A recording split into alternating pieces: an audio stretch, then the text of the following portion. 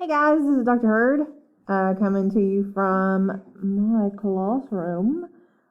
So we don't have any dogs walking through the back shot. That type of entertainment usually comes free of charge when I'm when I'm recording at home. But I'm here, so I'm just going to record it here. The door's shut, so hopefully we won't have too many distractions. Knock on wood, right? That was not my door. That was me knocking on whatever substances is on my desk. So we're going to pick up, it's been a little while since we've done a history video. We're going to pick up with the Restoration in 18th century, which runs roughly 1660 to 1800.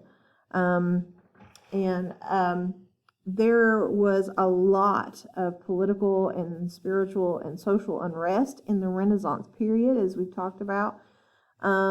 So as you can probably gather from the title, this period, which follows the Renaissance, is a time of restoring and trying to bring back some normalcy into the wreck that was the Renaissance. I mean, we literally had dueling religions.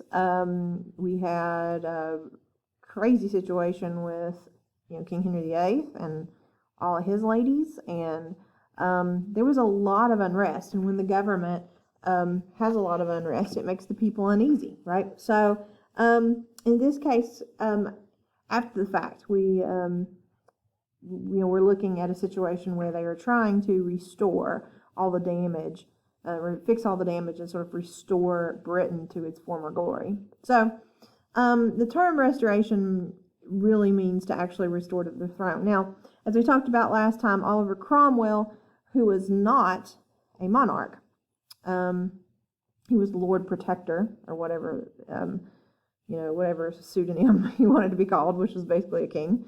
So Oliver, if you remember, dismantled the monarchy and basically set up a new kind of tyranny, which different person, same old stuff. So if you recall, we actually talked about how Charles I was beheaded by the people, right? And they installed Oliver Cromwell.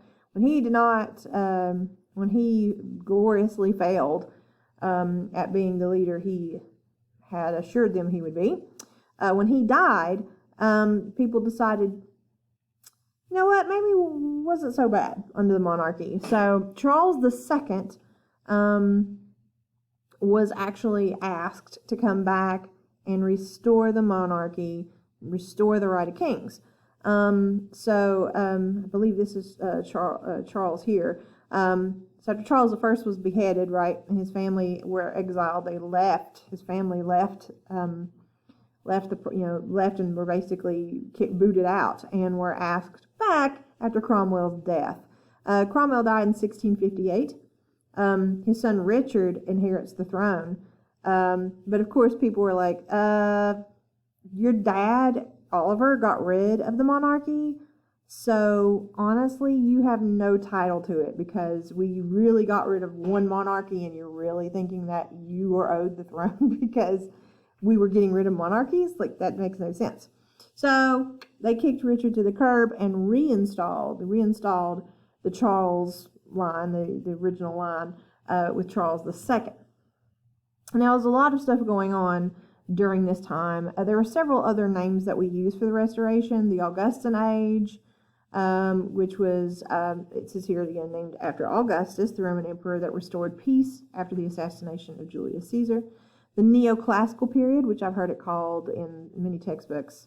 The Enlightenment, which many of you have probably seen in history textbooks. And then the Age of Reason, because we have a lot of scientific and intellectual advances, very, very many, and we're going to talk about a few of those briefly. Now, unlike Protestant Oliver, Charles II restored the Anglican belief. Anglican, technically now, Anglican is considered sort of, it's not technically Catholic. It's technically Protestant now. It's just a very close cousin to Catholicism, which considers itself Protestant now. So Charles outlawed various Puritan sects. He also encouraged the eloquence that Cromwell lacked and prohibited. If you remember, Cromwell was, no dances, no gambling, and everything was, very plain, and no temptations, nothing to do to have any fun. Okay, fun was outlawed. Unless, so Charles was very much the opposite of Cromwell. Cromwell was all about sort of being plain and not being ostentatious, and Charles was the opposite. He copied a lot of the fashions from Paris. He invited Italian composers and Dutch painters to live and work in London. And so all of a sudden, this is where the Renaissance happens. The Renaissance is when art and beauty and all of that stuff are also, along with the monarchy, restored back into British culture. So where all these beautiful things were ripped away during Cromwell's time, they were put back and replaced when Charles II took the throne. To prevent uprisings that may counter the return of the monarchy, not the original monarchy, but the Cromwell's version, they actually exhumed the body of Oliver Cromwell and cut his head off. That was basically their way of saying there's, of course, in zombie land, that means you can't come back as a zombie if your head is off. So if they chopped off Cromwell's head, that means, that's it. There's none of this is coming back. This is dead. It's dead. These ideas are not returning at any point. And it was more of a show than anything. Now, one thing that is going to happen during this time that we see, we've seen it some during the Renaissance, but now it really becomes an issue, is the plague, the Black Plague.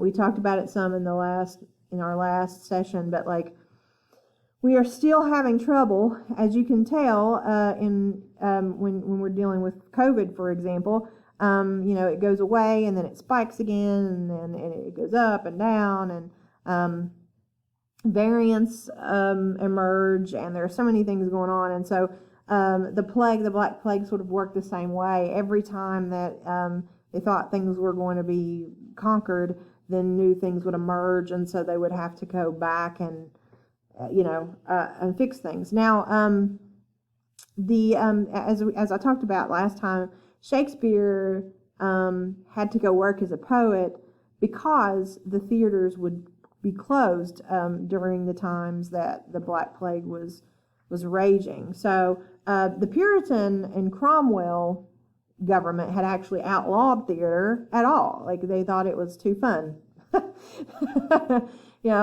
People pretending.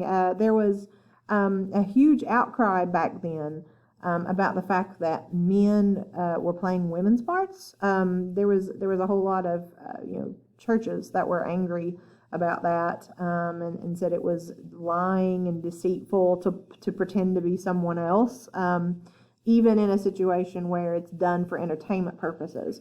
So Charles, who is not a Puritan, decided he was going to open with a flourish. He was going to open a lot of the theaters back up. So Drury Lane, which is a popular one, and it's still open today. As far as I know, it hasn't been. A lot of things are closed with lockdowns and all that stuff, but it is still open today. Opened back in 1663. Now, restoration in another sense. In 1666, which is an incredibly odd year, the Great Fire of London raged through most of London and burned it down. It started, according to researchers and historians, it started in one of the king's ovens. One of the bakers was baking in his kitchen and left some of the embers and did not extinguish all the ashes, and so he ended up starting a fire. Now, if you ever have the opportunity to go over there, you'll probably see they used to use thatch roofs on their houses, which is incredibly flammable. And so, as you can imagine, it spread like wildfire. I mean, it spread fast and quick. So once, especially because they're very tight, and it's a small, it's a small city where they tried to squeeze in a lot. People, lived on top of each other, and so whole neighborhoods were gone in just a few minutes.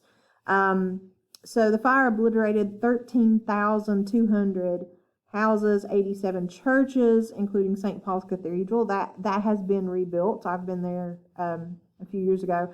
Reportedly and gratefully, only somewhere between 9 and 16 people died. That is miraculous. One of the reasons why we had so many survivors on that is because people acted fast. Once the fire started, they, rang, they rang their bells. They got people up and out of bed. And if you're interested in this, Samuel Pepys wrote and captured it. It's a really interesting entry in his diary about waking up and going to another part of the town and watching the fire literally just leap from house to house. And so basically there's one part of London called Shakespeare's London that did survive, that has buildings that are older than 1666, but it's been sort of overshadowed by a lot of the stuff that's been rebuilt. But most of the city was burnt down, and ironically, that put a stop to the Black Plague. The fire just cleansed it all. So the fire, it destroyed everything, but it also fixed the problem. It killed all the rats and the flies, and the fleas, and all the stuff that was carrying the plague. By burning it, they cleansed everything, and so that helped stop the spread of the plague, which helped them further restore during this time. One quick thing about politics: the Glorious Revolution, when Charles II passed away in 1685, it was inherited by his brother James II. So James was Roman Catholic. Okay, so not well received because many thought the Catholics were responsible for the Great Fire. That's a conspiracy theory. That is, you all know very well that it doesn't take much for the rumor mill to get pumping. So that is not true. The Catholics never started the Great Fire as some sort of Puritan retribution or something. The English government transferred power to Mary. This is her, actually. And she was the daughter of James, so she became queen. And then Mary was married to Dutch William of Orange, who was a Protestant. Okay, so she came from a Catholic family. He came from a Protestant family. In 1688, William attacked England, and James fled. This forfeiture left the throne available. And in 1689, the government declared William and Mary the King and Queen of England. And yes, this is where we get the term, the names for William and Mary College. Their seizure of the throne is called the Glorious Revolution because no one was killed. No blood was shed. Literally, it was like, I'm going to attack you. Okay, bye. And they run off. And so it was the Glorious Revolution because no one had to die for it. It was basically handed to them. But yes, they were pretty young. You can look there in this picture. Now, let's talk a little bit about literature and art during this time, because it is the Renaissance, like the Renaissance of arts, I should say, the Neoclassical Age. And I guess a lot of the seeds of the artistic movement started with people like Shakespeare, but it really, really flourished during this time. So Alexander Pope and Jonathan Swift are two of the most celebrated authors of the age. Both severely criticized it, saying that the rich and aristocratic mass disguise a myriad of problems, including immorality and bad taste. Yeah, that hasn't changed in over the centuries. rich, powerful people still screw up all the time and pretend that they're cool, yeah, I mean, Pope especially, Pope and Swift were both witty, very, very witty. We're going to read a piece by Swift and a poem by Pope. They wrote satire, which is essentially kind of what Dickens and a lot of contemporaries do, which is sort of making fun of the age and the people of the age. And we'll see this carried through in the Victorians as we talk about Dickens a little. But literary composition in verse or prose in which human folly and vice are held up to scorn, derision, and ridicule. That is the definition of satire. During the Restoration, 18th century, we have the novel. That was actually, for the Brits, the first type of novel that they had available. Because, I haven't talked a whole lot about this, but the printing press really didn't start until I think 1480 or something. And that was a primitive, very primitive type of printing press.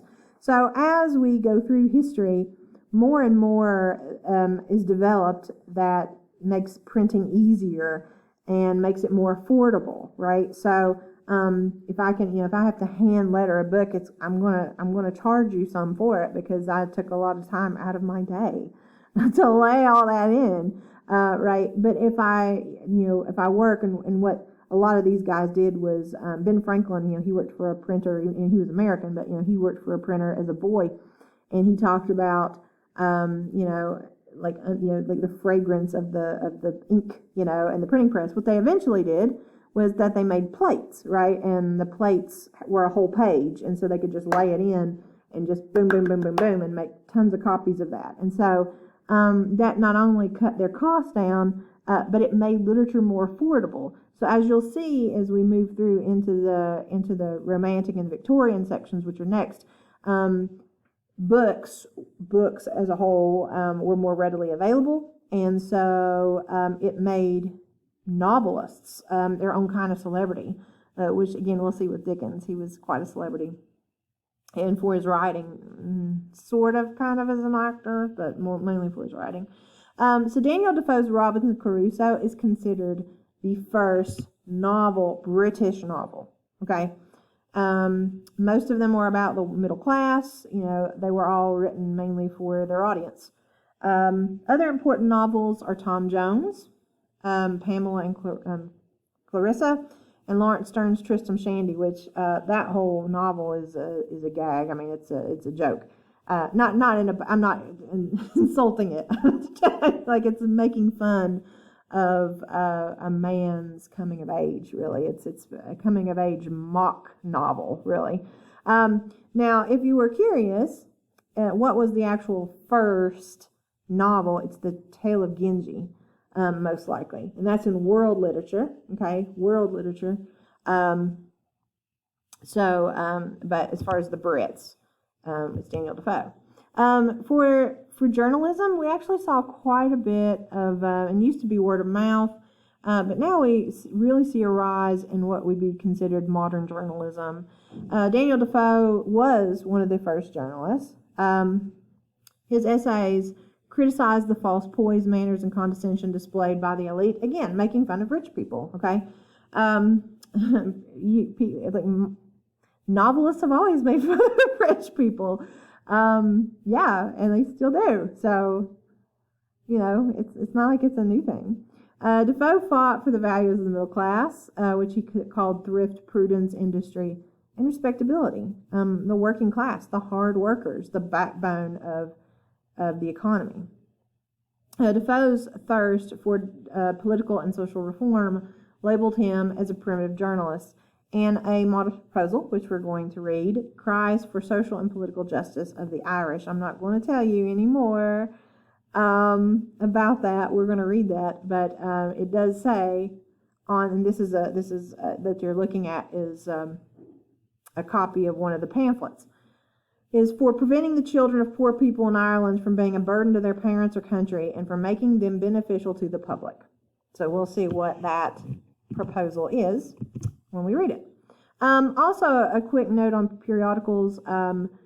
Joseph Addison up top and Richard Steele on the bottom are credited for releasing the first periodicals. And they include one-page essays, or what we would call, nonfiction essays, and news targeted toward the middle class. So not everything was a newspaper, okay? And I think this is important to remember because even now with the internet and everything that we have, just because the information's out there doesn't mean it's right. Just because the information's out there doesn't mean it's really mocking a real thing, right? Like we have The Onion and we have all these satirical websites. Some of that had been going on since journalism was in its infancy. So Addison had the Tatler, and Steele had the Spectator. I've had kids wonder, is this like National Enquirer type thing, with a lot of gossip and stuff? It did have a lot of gossip, but it was a little bit more political, aiming at political things. But again, it's targeted toward the middle class, right? Who are usually mad that rich people had everything and always got everything taken care of, and were always, being privileged was, a way they could get out of things. So they wanted to have a chuckle at their expense for sure. It didn't bother them. So now we come to probably an incredibly critical and important product of nonfiction from this section, and that's the dictionary. This gentleman here is Dr. Samuel Johnson. He compiled the first dictionary and published it in 1755. So that's when the first one came. If you're interested in Johnson, he had lived a very interesting life, and he was very well educated, which is why he attempted to have a book with all the words in it. Right, that's a monumental task. He did a lot of research to put it together. So here are some words from the first dictionary: buffle-headed, hatchet-face, plumper, and shall-I. So let's see what those are. Buffle-headed means a man with a large head, but it also means you're stupid. Okay. Hatchet face is an ugly face, such as, I suppose, as might be hewn out of a block by a hatchet. So that's an insult. Plumper, which is something worn in the mouth to swell the cheeks. I guess what people do with Botox now. I didn't know you had to wear something in your mouth. Ow. No. Okay. Shall I is a correct reduplication of shall I, the question of a man hesitating. Okay, so to stand shall I is to continue hesitating and procrastinating. Mm-hmm. Again, that's kind of a weird thing. I'd just say hesitating, but whatever. I'm an efficient gal. So sometimes. Agricultural technology. Once again, what we're going to see as basically the catalyst as to what will end up later in the Victorian period as the technical revolution, right? We have the Industrial Revolution, and the Industrial Revolution was predicated on the invention of machines that would modify and fix, all these questions with human, interaction. Right? I mean, it can make it quicker, efficienter, and less expensive than a man working the machine could. That's not to say that, there weren't people working machines in the Victorian period. There were tons of them, and some of them were children. Mm-hmm. But one of the things that really came out here is the cotton gin. There were quite a bit of machines that were coming out that made everything manufactured. And it was crazy because when they started making these machines as agriculturally, they made the cotton gin, they made the thresher machine, they made all these things, and then the people who were working had no jobs, right? They lost their jobs, so they migrated to the city, which is again where you see the Industrial Revolution sort of starting to emerge there, because all of these people migrated to get a job, and they ended up in London building slums, right? And as many as 6 people, we'll talk about this later, but as many as 6 families or something was living in one room. It's crazy. and they were all working in the factories to make money. So the steam engine was one of the biggest things that was made and perfected during this time. They could just make things a lot quicker. Quick thing about, we are going to be reading Frankenstein, which I'm so excited about. This lady here is Mary Wollstonecraft, and her daughter is the famous Mary Shelley. She was actually, some consider her one of the first feminists. She was petitioning for the equality of women. Her groundbreaking work, which is considered a classic, is the vindication of the rights of woman. I've had to read, some of that in school, and we'll read a small portion of it.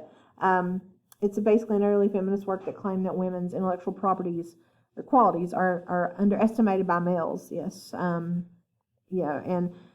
Wollstonecraft.